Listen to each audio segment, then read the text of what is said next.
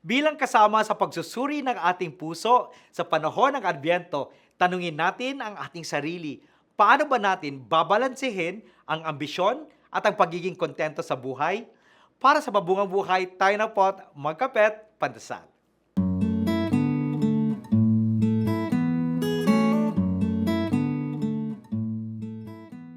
May nagtanong sa akin, masama ba ang maging ambisyoso sa buhay? Kailan ba ako magiging kontento? Hindi masama ang ganitong adhikain. Ngunit paano ba makakamtan ang contentment habang inaalagaan din ang ating mga pangarap?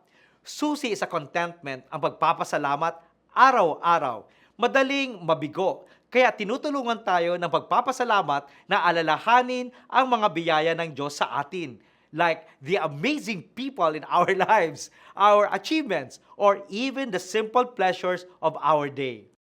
Stay present in the moment. Namnamin ang kasalukuyang karanasang nagbibigay saya, kapayapaan at relaxation sa atin. Halimbawa, namnamin mo ang kapeng iniinom mo. It's a way to remind myself to stop thinking about what's next and fully embrace the present moment. Mahalaga ito. Huwag ikumpara ang sarili sa iba. Comparing ourselves to others only leads to dissatisfaction. Kaya, manalangin po tayo. O Diyos, tulungan mo kaming maging kontento sa kung ano ang binigay mo sa amin. Habang nagtitiwala kaming maabot namin ang mga pangarap namin para sa ikabubuti ng pinaglilingkuran namin. Amen.